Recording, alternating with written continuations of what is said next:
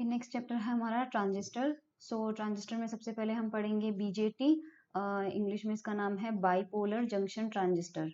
Bipolar junction transistor, द्विध्रुवी संधि transistor. तो इसके सर्किट सिंबल देख लीजिए, दो टाइप के होते हैं, एनपीएन और पीएनपी। ये पीएनपी का यहाँ पर बनाया है अपन ने, और ये एनपीएन का। सिमिलरली इनके ये सिंबल भी यूज होते हैं सर्किट डायग्राम के अंदर। तो यहाँ पर तीन कंपोनेंट होते हैं बाइपोलर जंक्शन ट्रांजिस्टर के। एक होता है इमीटर, ये एक जो है इसको इमीटर बोलते हैं और हिंदी में इसका नाम है उत्सर्जक। बीच में जो है ये एन टाइप वाला, इसको हम बोलते हैं बेस और इसको हिंदी में बोलते हैं आधार। और ये जो सी टाइप का है इसको बोलते हैं संग्राहक, कलेक्टर। सिमिलरली यहाँ एनपीएन में भी ये तीन ही नाम है। और ये जो जेईबी है और जेसीबी है, ये क्या है बेसिकली, तो एक बार इस एनपीएन को बनाते हैं वापस यहाँ पे। तो हमारे पास यहाँ एन है, यहाँ पी है और यहाँ एन है। ये एन टाइप सेमीकंडक्टर है, ये पी टाइप सेमीकंडक्टर है और फिर से ये एन टाइप सेमीकंडक्टर है। तो यहाँ पर संधियां कितनी बन रही है, दो बनेगी, क्योंकि हमें पता है जब भी अपन पी एन डायोड लेते हैं तो पी और एन जहां पर मिलते हैं वहां पे अवक्षय परत बन जाती है या फिर जंक्शन बन जाता है। तो यहाँ पर इस जगह एक जंक्शन बन जाएगा और इस जगह दूसरा जंक्शन बन जाएगा। तो उन जंक्शन का नाम क्या देंगे, जो जंक्शन ई और बी के बीच में बनेगा, क्योंकि इनको जब हमने नाम दिया है तो इनको नाम अपन ने क्या दिया है, ये हमारा ई हो गया इमीटर, ये हमारा बेस हो गया और ये हमारा कलेक्टर हो गया। तो इस पहले एन और पी के बीच में जो जंक्शन बनेगा वो किस किस के बीच में बन रहा है, ई और बी के बीच में। तो उस जंक्शन के लिए जे का इस्तेमाल कर लिया और किस किस के बीच में बन रहा है, ई और बी के बीच में। तो यहाँ हो गया जंक्शन जेईबी।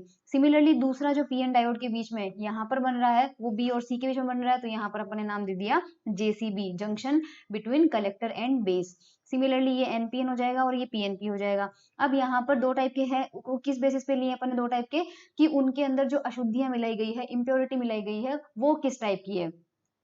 तो जब एनपीएन की अपन बात करते हैं तो यहाँ पर आप देख सकते हो कि जो बीच वाला हिस्सा है, ये बीच वाला हिस्सा है, ये बेस है, इसमें पी टाइप इम्प्योरिटी मिलाई हुई है, इसमें एन टाइप मिलाई हुई है और इसमें एन टाइप मिलाई हुई है। साइज वाइज अगर देखिए तो सबसे बड़ा साइज जो होता है वो दिखने में वैसे सबसे बड़ा साइज होता है कलेक्टर का, उससे छोटा होता है इमीटर और सबसे छोटा होता है बेस। अब डायग्राम में तो आपको इमीटर और कलेक्टर सेम साइज के दिखाए गए हैं, लेकिन एक्चुअल में सी का साइज जो होता है वो सबसे लार्जेस्ट होता है। दिखने में सी सबसे बड़ा होता है, उसके बाद इमीटर होता है और सबसे छोटा होता है बेस। ये तो इनका साइज हुआ। लेकिन अब इसके अंदर जो इम्प्योरिटी अपन ने मिलाई है, वो इम्प्योरिटी जो मिलाते हैं अपन, वो सबसे ज्यादा किसमें होती है। इम्प्योरिटी वाइज अगर देखा जाए तो इम्प्योरिटी सबसे हाईएस्ट होती है इमीटर में। ध्यान रखिएगा, इमीटर जो होता है उसमें जो अशुद्धि की मात्रा होती है वो सबसे हाईएस्ट होती है, सबसे ज्यादा इम्प्योरिटी हाईएस्ट होती है। और उससे बाकी जो बेस है और कलेक्टर है, सी के अंदर भी इम्प्योरिटी सेम टाइप की है। अगर आप देखें यहाँ पर तो जो एन टाइप की इम्प्योरिटी अपन ने इमीटर में मिलाई है वही अपन ने कलेक्टर में मिलाई है, लेकिन कलेक्टर के अंदर जो इम्प्योरिटी होती है वो इमीटर की तुलना में कम रखी जाती है। यानी अगर हम नंबर ऑफ इलेक्ट्रॉन देखें तो वो ज्यादा किस में मिलेंगे, ई में मिलेंगे, और सी में क्या मिलेंगे, वो कम मिलेंगे। और जो बेस है उसमें भी इम्प्योरिटी कमी रखी जाती है, लेकिन वो बिल्कुल ऑपोजिट नेचर की रखी जाती है ई और सी से। ठीक है, वो इसमें क्या रखी जाएगी, पी टाइप की रखी जाएगी। इसका बिल्कुल उल्टा किसमें होता है, पीएनपी में होता है। सिंबल एक और टाइप का होता है, ये देखो इनका सिंबल कई बार इस तरह से होता है। तो यहाँ पर ये कलेक्टर और इमीटर और बेस, अगर ये पीएनपी है तो आप समझ गए, इसका मतलब इसमें पी टाइप की इम्प्योरिटी है, इसमें एन टाइप की इम्प्योरिटी है और इसमें फिर से पी टाइप की इम्प्योरिटी है। ये एनपीएन है तो इसमें एन टाइप की इम्प्योरिटी है, इसमें पी टाइप की इम्प्योरिटी है और इसमें एन टाइप की इम्प्योरिटी है। यहाँ पर एक एरो का निशान आपको दिख रहा होगा। तो ये जो एरो का निशान है ये हमें तीन चीजों की इंफॉर्मेशन देता है। देखो एरो से आपको केवल केवल तीर का निशान देख के आप पहली चीज क्या बता सकते हो कि इमीटर कहाँ पर है, इमीटर की लोकेशन बता सकते हैं हम। और इमीटर की लोकेशन पता चलते ही हमें बेस और कलेक्टर की भी पता चल जाएगी। तो हमेशा ध्यान रखना कि एरो जिस ब्रांच में हो, सपोज देखो यहाँ पर एरो नहीं है, बीच में भी एरो नहीं है, एरो जहां पर हो तो या तो वो इमीटर से बाहर निकलेगा या फिर वो एरो इमीटर के अंदर जाएगा। तो पीएनपी में देखो वो इमीटर से दूर जा रहा है और एनपीएन में देखो वो इमीटर की तरफ आ रहा है। तो एरो के निशान से आपको पता चल, अगर दूर जा रहा होगा या पास में आ रहा होगा, जो भी है, पर वो टर्मिनल किससे कनेक्टेड होगा, हमेशा इमीटर से ही कनेक्टेड। तो एरो जहां पर भी बना हुआ है वहां समझ जाना इमीटर से अटैच है वो। दूसरी चीज एरो से हम क्या बता सकते हैं, ट्रांजिस्टर का टाइप, एनपी है या पीएनपी है। अब वो कैसे बताया अपन ने, यहाँ पर एक चीज देखो, ये देखो वापस से, इसमें एन है P है, N है। सो अगर ये इमिटर है और मैंने बताया कि सबसे हाईएस्ट इम्प्योरिटी जो होती है वो इमिटर के पास होती है, तो इलेक्ट्रॉन इसमें बहुत ज्यादा हो जाएंगे। इलेक्ट्रॉन बहुत ज्यादा हो जाएंगे तो करंट जो फ्लो होगी वो करंट कैसे फ्लो होती है, जब हम यहाँ पर बाइसिंग करते हैं या वोल्टेज अप्लाई करते हैं तो ये इलेक्ट्रॉन इस जंक्शन को पार करके P की तरफ जाते हैं, सारे के सारे इलेक्ट्रॉन P की तरफ चले जाएंगे। और जब इलेक्ट्रॉन P की तरफ जाते हैं तो करंट फ्लो होता है, और करंट हमेशा किस दिशा में लिया जाता है, इलेक्ट्रॉन के विपरीत दिशा में। अब अगर इलेक्ट्रॉन E से P की तरफ जा रहे हैं तो धारा की दिशा कौन सी होगी, P से E की तरफ होगी। और P हमारा क्या है, बेस है, और E हमारा क्या है, इमिटर है। तो इस कंडीशन में हमें करंट कहां से कहां मिली, बेस से इमिटर की तरफ मिली। तो देखो एक बार एनपीएन में एरो किधर बन रहा है, ये रहा एनपीएन। एनपीएन में धारा की दिशा अभी भी अपन ने देखी, बेस से इमीटर की तरफ। तो एरो का निशान देख लो आप, एरो का निशान बेस से शुरू होके इमीटर की तरफ जा रहा है। और इसी तरह से उल्टा पीएनपी में हो जाएगा। तो पीएनपी में देखो एक बार क्या बनाते हैं, अब पीएनपी की बात करते हैं, पी एन और पी। अब पी में क्योंकि इमीटर यही है, और जो भी अशुद्धि होती है वो सबसे ज्यादा किस में मिलाई जाती है, इमीटर में मिलाई जाती है। तो इमीटर के अंदर क्योंकि पी टाइप है तो यहाँ पर इलेक्ट्रॉन नहीं होंगे, बल्कि यहाँ पर क्या होंगे, होल होंगे। बहुत ही ज्यादा मात्रा में यहाँ पर होल्स हैं, और जो मेनली करंट फ्लो होगी वो इन्हीं की वजह से होगी। तो होल जंक्शन को पार करके कहाँ से कहाँ जाएंगे, इस दिशा में जाएंगे। अब ये कहाँ से कहाँ जा रहे हैं, ई से बी की तरफ जा रहे हैं, होल्स ई से बी की तरफ जा रहे हैं। तो धारा की दिशा कौन सी लेते हैं, धारा की दिशा हमेशा पॉजिटिव चार्ज की डायरेक्शन में ही ली जाती है। और ई से बी जा रहे हैं होल, तो धारा की दिशा भी ई से बी होगी, यानी करंट की डायरेक्शन हमें ई से बी की तरफ लेनी है। तो डायग्राम में देखो एक बार, पीएनपी में ई से बी की तरफ आ रहा है क्या, ये देखो पीएनपी का सिंबल ये था, ये देखो इमीटर से करंट निकली और बेस की तरफ चली गई। तो इस एरो से हम ये बता सकते हैं कि टाइप कौन सा है। अगर वो इमीटर से दूर जाएगी तो समझना है पीएनपी है, इमीटर की तरफ आएगी तो समझना है एनपीएन है। और तीसरी चीज जो अभी अभी अपन ने देखी, धारा की दिशा, करंट की डायरेक्शन। तो करंट की डायरेक्शन में पता ही चल जाएगी एरो से कि एनपीएन, एरो से जो जिधर एरो जाएगा उधर ही करंट की दिशा। तो एग्जाम में क्वेश्चन आ सकता है कि जो ट्रांजिस्टर के सिंबल में तीर का निशान होता है, जो एरो का निशान होता है, वो किस किस चीज की इंफॉर्मेशन देता है। तो आपको क्या लिखना है कि एक तो वो इमीटर की लोकेशन बताता है, एक ट्रांजिस्टर का टाइप बताता है, और एक करंट की डायरेक्शन बताता है। इसके अलावा ट्रांजिस्टर का जो जनरल सिंबल हम लेबोरेटरी में देखते हैं वो इस टाइप के ट्रांजिस्टर होते हैं। तो ये जो 3 टर्मिनल है पता ही हमको, फर्स्ट टर्मिनल इमीटर हो गया, सेकंड टर्मिनल बेस हो गया, थर्ड टर्मिनल कलेक्टर हो गया। अभी यहाँ पर हमको कैसे पता चलेगा कि यहाँ पर, क्योंकि फर्स्ट और थ्री, ये तो बीच वाला तो हम समझ जाएंगे कि बीच में हमेशा बेस होता है, लेकिन फर्स्ट और थर्ड के अंदर हमें कैसे पता चलेगा कि कौन सा इमीटर है और कौन सा बेस है, देखने में तो पता नहीं चल रहा है। तो जो इसकी कंस्ट्रक्शन होती है, एक्चुअल में ये रखा हुआ है इसलिए ऐसा दिख नहीं रहा है, बट एक्चुअल में जो कंस्ट्रक्शन होती है उसमें इमीटर और बेस, इन दोनों के जो बीच का गैप होता है, इन दोनों के जो बीच की दूरी होती है वो कम रखी जाती है। और जो 2 और 3 यानी बेस और कलेक्टर है, इन दोनों के बीच का जो गैप होता है वो ज्यादा रखा जाता है। तो जिन दोनों टर्मिनलों के बीच में ज्यादा गैप होगा हम समझ जाएंगे ज्यादा गैप वाला कलेक्टर है और छोटे गैप वाला इमीटर है। तो इस प्रकार से ये जो ट्रांजिस्टर एक्चुअल में रखा होता है लेबोरेटरी में, उससे हम इनके टर्मिनल्स का पता लगा सकते हैं। ओके, सो ये ट्रांजिस्टर की कंस्ट्रक्शन की बात हो गई। अब इसकी बात करते हैं अपन ऑपरेशन, कैसे काम करता है। तो मैं जो यहाँ पर एग्जांपल ले रही हूँ वो ले रही हूँ एनपीएन का। सिमिलरली आप पीएनपी के लिए खुद ट्राई कर सकते हैं। तो एनपीएन का अपन एक्सप्लेन करते हैं। तो एनपीएन में देखो यहाँ पर ये एन प्लस प्लस लिखा हुआ है। अच्छा, प्लस साइन का मतलब होगा, ध्यान रखिएगा, कि इम्प्योरिटी अधिक मात्रा में की हुई है। तो यहाँ 2 प्लस के निशान है। अब डबल प्लस का मतलब ये इमीटर है, और मैंने बताया था कि इम्प्योरिटी इमीटर में हाईएस्ट होती है। तो डबल प्लस का मतलब तो है कि अशुद्धि की मात्रा बहुत ज्यादा होना, और एन लिखा हुआ है, एन का मतलब है कि इलेक्ट्रॉन यहाँ पर इम्प्योरिटी के फॉर्म में है, यानी कि ज्यादा जो चार्ज कैरियर्स है वो यहाँ पर कौन से हैं, इलेक्ट्रॉन है। और वैसे भी सही बात है क्योंकि ये एनपीएन है तो इमीटर में इलेक्ट्रॉन ही होंगे। फिर यहाँ पर आया है पी प्लस, ठीक है। पी प्लस का मतलब है कि ये जो बेस वाला पार्ट है इसमें जो अशुद्धि है, इम्प्योरिटी है, वो पी टाइप की मिलाई हुई है। और प्लस का मतलब है कि अशुद्धि की मात्रा ज्यादा है लेकिन इमीटर की तुलना में कम है। उसके बाद ये आता है कलेक्टर। कलेक्टर के अंदर क्या है, सिर्फ एन लिखा हुआ है। सिर्फ एन का मतलब अशुद्धि जो है वो एन टाइप की मिलाई हुई है, लेकिन उसकी जो मात्रा है वो इमीटर और बेस दोनों से ही कम रखी गई है। बस इसका साइज जो होता है वो सबसे बड़ा यहाँ पर रखा जाता है। अब देखो यहाँ पर करते क्या है। तो 2 जंक्शन यहाँ पर बन रहे हैं। मैंने बताया था कि एक जंक्शन देखो इस जगह बन रहा है और एक जंक्शन यहाँ पर बन रहा है। तो दोनों जंक्शन को 2 पोटेंशियल से बायसिंग देते हैं। अब पी एन डायोड के केस में मैंने आपको फॉरवर्ड बायस और रिवर्स बायस का बता रखा है। फॉरवर्ड बायस किसी जंक्शन को कैसे देते हैं, अगर पी एन जंक्शन का P हिस्सा बैटरी के पॉजिटिव टर्मिनल से जोड़ा जाए और N हिस्सा बैटरी के नेगेटिव टर्मिनल से जोड़ा जाए तो इस तरह के डायोड को हम बोलते हैं अग्रदिशिक बायस या फिर फॉरवर्ड बायस। तो इस कंडीशन में यहाँ पर देखो जो पहला जंक्शन होता है, अब ये बात हमेशा आपको ध्यान रखनी है कि ट्रांजिस्टर के ऑपरेशन के लिए E और B के बीच का जो जंक्शन होता है उसे रखा जाता है फॉरवर्ड बायस, और जो दूसरा कलेक्टर और बेस के बीच का जंक्शन होता है उसे रखा जाता है रिवर्स बायस। तो चेक करो कि ये सही हो रहा है या नहीं। तो ये इमीटर है, इमीटर मतलब कौन सा टाइप है, एन टाइप है। तो एन टाइप को, और यहाँ पर क्या है, पी टाइप है, और ये फिर से हो गया एन टाइप। तो मैंने कहा था कि जब पॉजिटिव पॉजिटिव टर्मिनल से जुड़ा हो, नेगेटिव नेगेटिव से जुड़ा हो तो वो फॉरवर्ड बायस होता है। अब ये एन टाइप मटेरियल है, एन टाइप को हमने यहाँ पर क्या जोड़ा है, देखो बैटरी के नेगेटिव से जुड़ा है। तो एन टाइप से जुड़ा हुआ है, तो ध्यान रखना जब एन एन से जुड़ा हो या पी पी से जुड़ा हो तो दोनों ही कंडीशन में बायसिंग कैसी होती है, फॉरवर्ड बायस। तो ये जो पहला जंक्शन है ये तो हमारा क्या हो गया, फॉरवर्ड बायस हो गया। दूसरे जंक्शन की बात करते हैं, ये एन टाइप है, देखो कलेक्टर, और ये सीधा एन आके बैटरी के किस टर्मिनल से जुड़ रहा है, पॉजिटिव से। सो एन होने के बावजूद ये ऑपोजिट टर्मिनल से जुड़ रहा है, इसका मतलब ये जो जंक्शन है यहाँ पे, ये जंक्शन कैसा बन रहा है अपने पास, रिवर्स बायस, पश्च दिशिक बायस हो रहा है यहाँ पे। अब कंडीशन मैंने फॉरवर्ड बायस और रिवर्स बायस की बताई है आपको कि जब भी कोई पीएन डायोड अग्रदिशिक बायस में होता है यानी कि फॉरवर्ड बायस में होता है तो डिप्लीशन लेयर यानी अवक्षय परत की जो मोटाई होती है वो घट जाती है, कम हो जाती है, और रिवर्स बायस में वो बढ़ जाती है। इसलिए रिवर्स बायस में करंट फ्लो आसान नहीं होता है, फॉरवर्ड बायस में करंट फ्लो आसान होता है। तो हमने यहाँ पर दोनों को फॉरवर्ड में क्यों नहीं रखा, हमने एक फॉरवर्ड और एक रिवर्स में क्यों रखा, तो उसको देखते हैं कि ऐसा हमने क्यों किया। ऑपरेशन देखते हैं।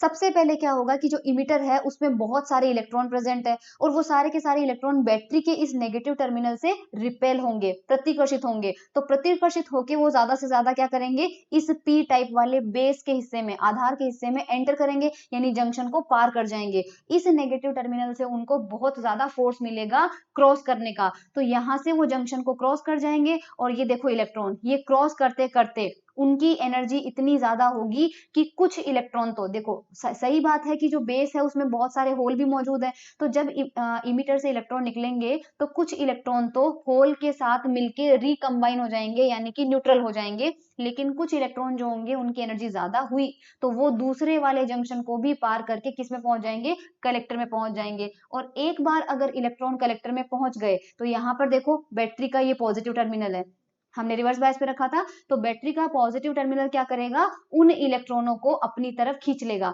तो एक बार ये जो इलेक्ट्रॉन शुरू कहां से हुए थे, इमिटर से शुरू हुए और पूरा रास्ता तय करके यहां तक पहुंच गए और वो पूरे ट्रांजिस्टर में घूमते रहेंगे, और पूरे ट्रांजिस्टर में जब इलेक्ट्रॉन घूम जाएगा तो हम कहेंगे करंट का फ्लो स्टार्ट हो चुका है। ध्यान रखिएगा करंट तभी फ्लो होगी जब वो पूरे ट्रांजिस्टर को क्रॉस करके पूरे सर्किट में फ्लो हो जाए।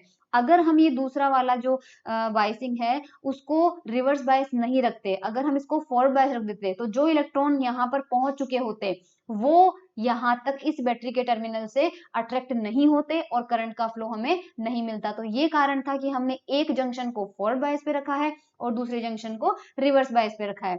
अब होता क्या है, ये IB क्या है, IE क्या है और IC क्या है। एक्चुअल में अभी भी मैंने आपको बताया था कि इमीटर में, ठीक है, इमीटर से बेस, इमीटर में बहुत सारे इलेक्ट्रॉन्स होते हैं और हमने देखा था कि फॉरवर्ड बायस की वजह से बहुत सारे इलेक्ट्रॉन्स बेस की तरफ जाते हैं। बेस में कुछ इलेक्ट्रॉन तो रिकम्बाइन हो जाते हैं और बाकी के इलेक्ट्रॉन कहाँ चले जाते हैं, कलेक्टर के पास चले जाते हैं। तो ये जो जंक्शन था पहला वाला, इस पे जितनी करंट फ्लो हुई, इस पे जंक्शन का मतलब कितने इलेक्ट्रॉन इसको क्रॉस कर गए, वो मात्रा हम रिप्रेजेंट करते हैं IE से।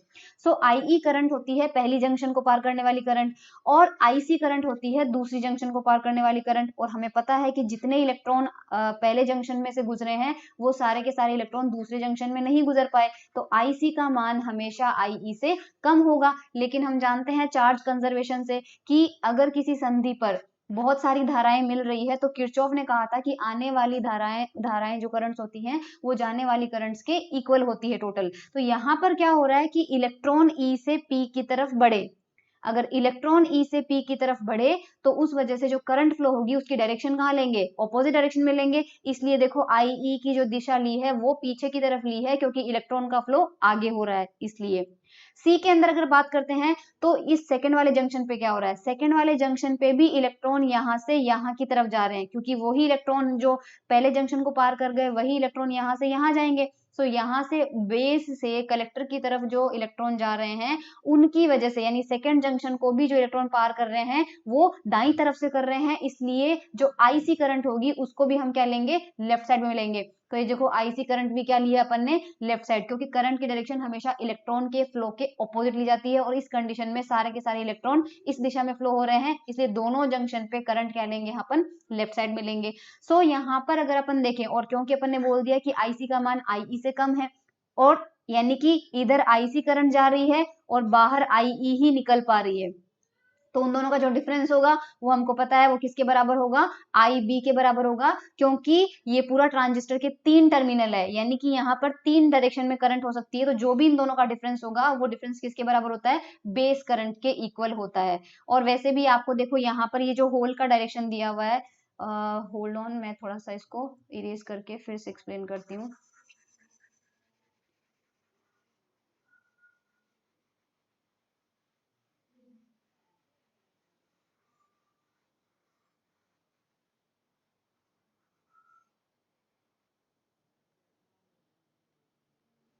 तो देखो यहाँ पर समझ में आ गया अपन को, इलेक्ट्रॉन्स का फ्लो देखो ये दे रखा है। इसके अलावा ये जो जंक्शन है इस पर हमने कहा था कि इस पर करंट मिलती है हमें आईसी और दूसरे जंक्शन पर करंट मिलती है हमको आईसी।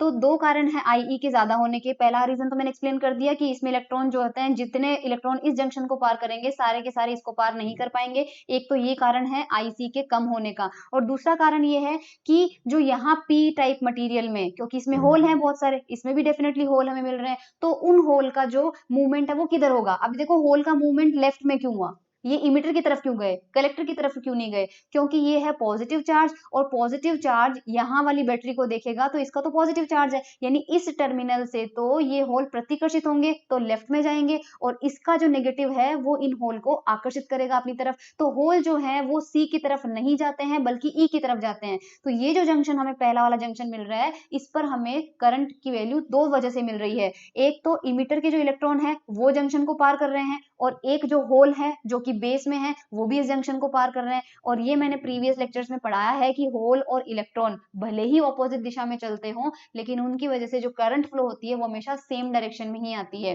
क्योंकि आपको पता है, देखो एक एग्जांपल लेते हैं, इलेक्ट्रॉन इस दिशा में जा रहा है तो उसकी वजह से करंट तो लेफ्ट ही होगी, और कोई होल अगर ऑपोजिट इधर इसके इलेक्ट्रॉन के विपरीत दिशा में जा रहा है तो इसकी वजह से करंट हमेशा लेफ्ट में होगी, तो दोनों की वजह से क्या हो रही है, लेफ्ट में। तो आईई का वैल्यू ज्यादा होता है और आईसी का वैल्यू कम होता है, जो डिफरेंस होता है वो समझ में आ गया। अब ये देखो पीएनपी की बात हो रही है यहाँ पे, ये एनपीएन मैंने एक्सप्लेन कर दिया, पीएनपी में बिल्कुल उल्टा होता है। सो पीएनपी में क्या होगा, होल होंगे, ठीक है, और उसको फॉरवर्ड बायस रखना है सबसे पहले। तो पी टाइप को किससे कनेक्ट करना है, बैटरी के पॉजिटिव से, देखो ये पॉजिटिव से कनेक्ट हो गया। दूसरे जंक्शन को क्या करना होता है, रिवर्स बायस से, तो ये पी टाइप है, इसको किससे कनेक्ट कर दिया, नेगेटिव से कनेक्ट कर दिया। सिंबल आई होप आपको क्लियर समझ में आ रहा होगा कि यहाँ पर सिंबल, सॉरी इसको अपन लेंगे वीईबी, ताकि आपके लिए आसान रहे, कॉमन लेंगे, वीईबी लेंगे, यहाँ पर भी वीईबी, क्योंकि पोटेंशियल किस किस के बीच में है, ई और बी के बीच में, ये किस किस के बीच में है, सी और बी के बीच में। तो यहाँ पर देखो बिल्कुल पीएनपी में सब कुछ उल्टा करना होता है, यहाँ पर होल है, सो होल क्या करेंगे, इस जंक्शन को पार करेंगे, सो होल जिस दिशा में जाते हैं करंट उसी दिशा में ली जाती है, तो धारा की दिशा भी अंदर की तरफ होगी, इसलिए देखो आई ऊपर लिया है ताकि ये अंदर चली जाएगी, और कलेक्टर को भी होल ऐसे पार कर रहे होंगे तो धारा की दिशा आईसी भी इधर लेंगे, और इन दोनों का जो डिफरेंस होगा वो किसके बराबर हो जाएगा, आई बी के बराबर हो जाएगा। सो यहाँ पर अब अपन बात करते हैं साइन कन्वेंशन की। साइन कन्वेंशन का मतलब है कि ये 3 करंट्स होती हैं और 3 पोटेंशियल्स होते हैं। सो एनपीएन और पीएन के लिए किसको पॉजिटिव और किसको नेगेटिव लेना पड़ता है। तो सबसे पहले किरचॉफ के जो करंट लॉ है उसके अकॉर्डिंग करंट की डायरेक्शन लेते हैं। कोई भी जंक्शन होगा, अगर कोई करंट उस जंक्शन के अंदर जा रही है तो उसे पॉजिटिव लिया जाता है, और अगर बाहर निकल रही है तो उसे नेगेटिव लिया जाता है। अब यहाँ पर एनपीएन की बात करो, एनपीएन में हमारा पूरा जंक्शन ये रहा, इस ट्रांजिस्टर को पूरा एक मान लो, जो भी करंट इसके अंदर जा रही होगी हम उसे पॉजिटिव लेंगे, और जो करंट बाहर निकल रही होगी उसे अपन नेगेटिव लेंगे। तो यहाँ पर देखो इमीटर टर्मिनल है, तो ये आईई करंट क्या निकल रही है, बाहर निकल रही है, बाहर निकलने का मतलब है इसको क्या लेना है, हमको नेगेटिव लेना है। आईबी ट्रांजिस्टर के अंदर जा रही है तो इसको हम पॉजिटिव लेंगे, आईसी भी अंदर जा रही है तो इसको हम पॉजिटिव लेंगे। तो यहाँ पर देख लो एक बार, ये आईई बाहर निकल रही थी तो नेगेटिव हो गया, ये अंदर आ रही थी, ये भी अंदर आ रही थी। पीएनपी में क्योंकि डायरेक्शन बिल्कुल ही अपोजिट होती है तो आप सबको अपोजिट कर दो, इसको अपोजिट कर दिया, इसको अपोजिट कर दिया और इसको अपोजिट कर दिया। इनकी डायरेक्शंस कैसे लेते हैं, सो इनकी डायरेक्शन में आपको देखना है कि जो वीईबी, वीसीबी और वीसीई, इनमें से केवल पहला अल्फाबेट देखो, पहला लेटर देखना, इसमें पहला लेटर कौन सा है, ई है, इसमें पहला लेटर कौन सा है, सी है, इसमें पहला लेटर कौन सा है, सी है। अब जो ये पहला लेटर है, अगर ये बैटरी के पॉजिटिव टर्मिनल से कनेक्टेड है तो इसको पॉजिटिव लेना है, अगर ये बैटरी के नेगेटिव टर्मिनल से कनेक्ट है तो इसको नेगेटिव लेना है। फॉर एग्जांपल एनपीएन के केस में देखते हैं, एनपीएन के केस में ई को देखना है, ठीक है, एनपीएन के केस में ये ई को देखना है, वीईबी है और ई टर्मिनल कौन सा है, ये रहा, तो ये बैटरी के किस टर्मिनल से कनेक्ट है, देखो नेगेटिव टर्मिनल से, इमीटर जो है वो बैटरी के नेगेटिव से कनेक्टेड है, तो वीईबी को हम क्या लेंगे, नेगेटिव लेंगे, ये देखो नेगेटिव ले लिया। अब वीसीबी की बात करते हैं, वीसीबी में पहला लेटर कौन सा है, सी हुआ, तो सी बैटरी के किस टर्मिनल से कनेक्टेड है, सी टर्मिनल यहाँ है, देखो ये है सी टर्मिनल, और सी टर्मिनल बैटरी किससे कनेक्टेड है, पॉजिटिव से कनेक्टेड है, तो इस वजह से ये क्या हो जाएगा हमारा, पॉजिटिव हो जाएगा, ये पॉजिटिव हो जाएगा। और इसमें भी सी है, और सी अभी अभी देखा सी किससे कनेक्टेड है, पॉजिटिव से, तो ये भी पॉजिटिव हो गया। और पीएनपी के लिए आप या तो चेक कर लो या फिर डायरेक्टली उसको ऑपोजिट कर दो। Relation between different current components, तो विभिन्न धारा घटकों में संबंध। एनपीएन के लिए जो इमीटर करंट होती है वो किस किस के इक्वल होती है, ध्यान रखना, यहाँ पर इमीटर करंट जो होती है वो इलेक्ट्रॉन और होल दोनों की वजह से टोटल करंट होती है। अब इसका क्या मतलब है, देखो ये हो गया N, ये हो गया P और ये हो गया N।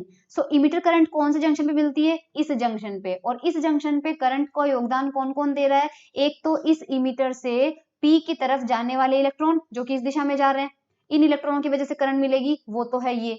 और मैंने अभी बताया था कि यहाँ पर जो होल होंगे वो कोई भी होल कलेक्टर में नहीं जाएंगे, वो सारे के सारे को होल किधर आएंगे, इमीटर में ही आएंगे, तो उनकी वजह से भी करंट फ्लो होगी और वो करंट हो जाएगी ये। तो एनपीएन में हमें दो करंट मिलती है, और ये जो इलेक्ट्रॉन होते हैं, क्योंकि हमें पता है कि अशुद्धि की मात्रा इसकी हाईएस्ट है, इसकी बहुत ज्यादा अशुद्धि है क्योंकि ये इमीटर की वजह से आया है और ये बेस की वजह से आया है, इसको कम रखते हैं। सो यहाँ पर जो मेजोरिटी होती है करंट वो किसकी वजह से होती है, इसकी वजह से होती है, ठीक है, इलेक्ट्रॉनों की वजह से मानी जाती है, क्योंकि इमीटर में सबसे हाईएस्ट इंप्योरिटी है, तो जो इमीटर में होंगे कैरियर्स उनकी वजह से ही करंट मानी जाएगी। अगर हम पीएनपी की बात करें तो पीएनपी के अंदर क्या हो जाएगा, ये देखो पी एन और पी, हम केवल इमीटर करंट की बात कर रहे हैं, इमीटर मतलब ये वाला जंक्शन, तो होल तो होंगे इधर जाएंगे, तो होल की वजह से करंट हो जाएगी, और इस एन के जो इलेक्ट्रॉन है वो इधर आएंगे, तो यहाँ पर इसकी वजह से हो जाएगी। लेकिन मेजोरिटी जो ज्यादा अमाउंट होगा वो किसका होगा, होल की वजह से, क्योंकि जो इमीटर में है उसी की वजह से होगा। इसके अलावा मैंने बता दिया था कि आईई जो हमने देखा था कि आई भी करंट आ रही थी, वो किसके किसके डिफरेंस की वजह से आ रही थी, आईई में से आईसी को माइनस करने पर, क्योंकि ये करंट हमेशा ज्यादा मिल रही थी, ये हमें कम मिल रही थी, तो इन दोनों का डिफरेंस क्या था, आईबी के इक्वल। तो यहाँ से एक रिलेशन हम लिख सकते हैं, आईई बराबर आईसी प्लस आईबी, ये रिलेशन हमेशा ट्रू होता है। अब यहाँ पर जो आईसी करंट है वो भी दो टाइप की होती है, ध्यान रखना, आईसी करंट भी दो टाइप की होती है, IC major and ICO which is minor. अभी ये क्या है, तो यहाँ पर आप देखना, एनपीएन की बात अपन करते हैं, सपोज ये रहा कलेक्टर करंट, तो आईसी करंट हमें कहाँ मिलती है, जो कि हमें इस जंक्शन पे मिल रही है, ठीक है, और इस जंक्शन पे करंट के लिए रिस्पॉन्सिबल एक फैक्टर तो हमको पता है कि इमीटर से कुछ इलेक्ट्रॉन जिन्होंने पहले जंक्शन को पार किया था वही आगे जाके दूसरे जंक्शन को भी पार कर गए, तो वो क्योंकि इलेक्ट्रॉनों की वजह से मिला है और इसलिए इसका नाम रखा जाता है आईसी मेजर। मेजर का मतलब मेजोरिटी चार्ज करियर, जिनकी ज्यादा संख्या है, और ज्यादा संख्या एनपीएन में हमेशा किसकी होती है, इलेक्ट्रॉनों की होती है। सो ये आईसी मेजोरिटी यानी ये इलेक्ट्रॉनों की वजह से करंट होगी। अभी आईसीओ का मतलब क्या है, आईसीओ की डेफिनेशन होती है IC current when E terminal is open, यानी अगर इस ई टर्मिनल को बैटरी से कनेक्ट ही नहीं किया तो यहां से कोई भी इलेक्ट्रॉन सी के पास नहीं जाएगा, उस अकॉर्डिंग तो सी में हमें करंट नहीं मिलनी चाहिए। तो यहाँ पर देखो एक बार मैं डायग्राम में एक्सप्लेन करती हूँ ये चीज।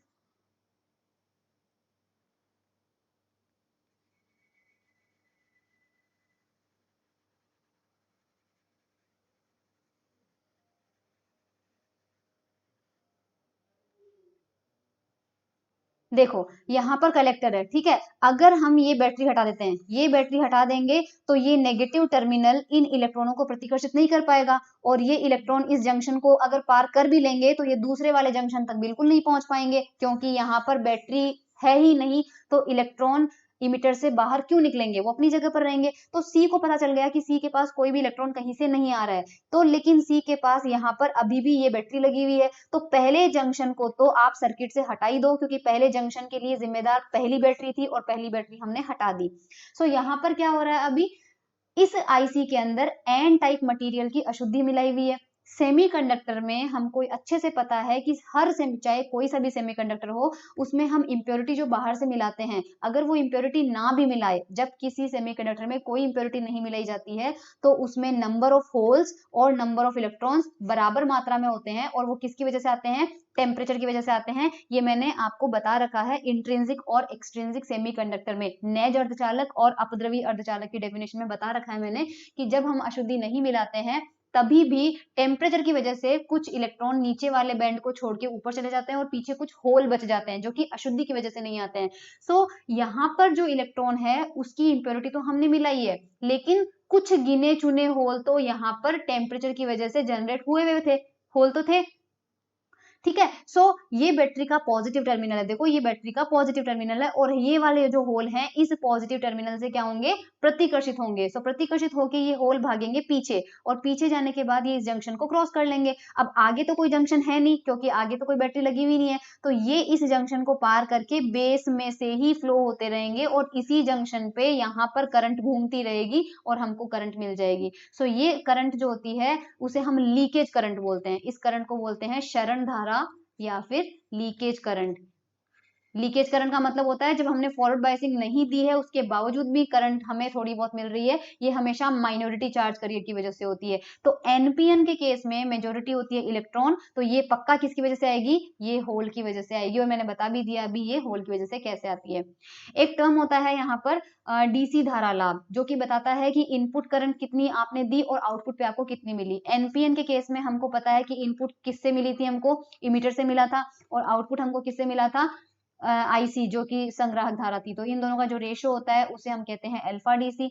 हमने देखा कि आईबी का मान इन दोनों के डिफरेंस के बराबर होता है। आईसी की वैल्यू इस इक्वेशन से यहाँ पर पुट कर देंगे तो क्या अल्फा डीसी हो जाएगा, और ये वैल्यू हमें आईबी की मिल जाएगी। अल्फा डीसी की जो वैल्यू होती है वो नॉर्मली इस रेंज में रखी जाती है। इसी तरह से एसी करंट गेन अगर पूछे, तो एसी करंट का मतलब होता है करंट में कंटिन्यू चेंज हो रहा है, तो जो आईसी अपॉन आई था उसके आगे बस डेल्टा लगाना है, क्योंकि डेल्टा किसको रिप्रेजेंट करता है? चेंज को रिप्रेजेंट करता है। अल्फा एसी की वैल्यू भी इस रेंज में होती है। तो ये कुछ थे बेसिक फीचर्स किसके? ट्रांजिस्टर के, बाइपोलर जंक्शन ट्रांजिस्टर के।